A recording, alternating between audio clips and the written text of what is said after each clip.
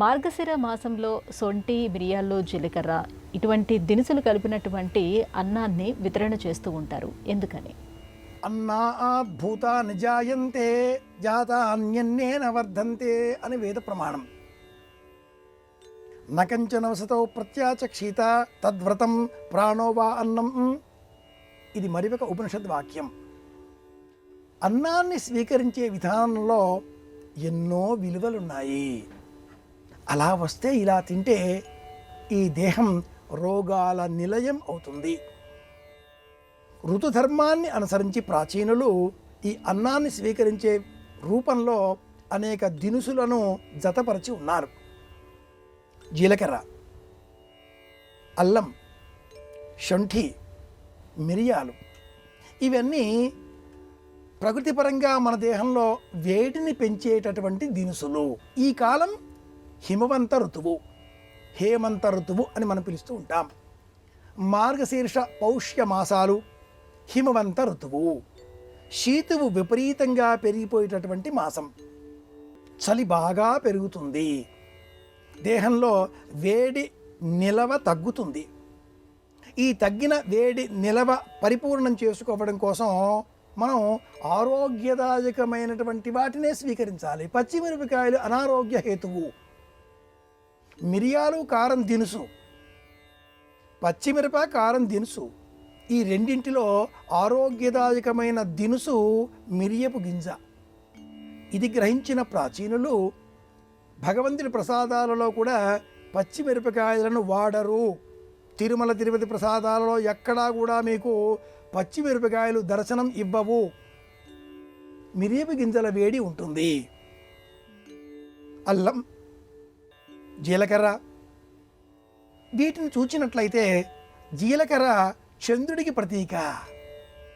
మనసుకు ప్రశాంతతనిస్తుంది, వృద్ధాప్యం రాకుండా చేస్తుంది.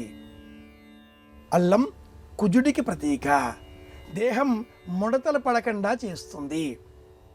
ప్రతి గ్రహానికి ఒక గుణాన్ని ఆపాదించిన జ్యోతిష శాస్త్రం ఆయా విలువలతో ఇలా పదార్థాన్ని స్వీకరించాలి ఋతుకాల ధర్మానికి అనుకూలంగా అంటూ తెలియజేసింది. పూర్వకాలంలో వంటిల్లే ఒక పెద్ద డిస్పెన్సరీ, వంటిల్లే ఒక పెద్ద ఔషధశాల.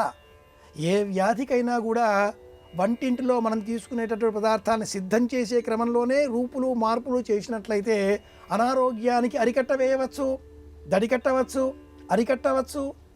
ఇలా బోధించిన ప్రాచీనులు ఆయుర్వేద విజ్ఞానం పేరిట ఏ ఋతువులో ఏ పదార్థాన్ని స్వీకరించాలో తెలియజేస్తూ ఆ ఋతువులో వచ్చే పండుగలకు అనుకూలంగా ఆ పదార్థాలను ప్రసాదాల రూపంలో వితరణ చేయండి అన్నారు. కనుకనే ఉగాది మొదలుగా చివరలో వచ్చేటటువంటి హోళిక వరకు ప్రతి పండుగకు ఒక పదార్థం, ఆ పదార్థంలో వినియోగించే దినుసులు వస్తువులు ఒక ప్రత్యేకం, ఇలా తినాలి అని చెప్పారు. మార్గశీర్ష మాసములో అలాగే పౌష్య మాసములో ఈ 2 నెలలలో కూడా శీతువు పెరుగుతుంది కనుక పొంగలి తినమన్నారు. మిరియపు గింజలు, పెసలు లేక పెసరపప్పు, బియ్యము ఈ మూడింటి మిశ్రమంగా గంజి వార్చనటువంటి అత్యవసర పదార్థం హవిష్యము. పరమాద్భుతమైన ఔషధంలో ఉండేటటువంటి పదార్థం ఇది. నేతిని మేళవించి స్వీకరించినట్లయితే దేహానికి ఆరోగ్యం చేకూరుతుంది. ఓమ అన్న పేరిట మరి ఒక పదార్థాన్ని కూడా ఈ మాసములో తప్పనిసరిగా భోజనం అనంతరం కాసింత అరచేతిలో వేసుకొని ఇలా బాగా నలిచి ఆ ఓమను తిన్నట్లయితే చిన్న పదార్థం జీర్ణం అవుతుంది సులభంగా.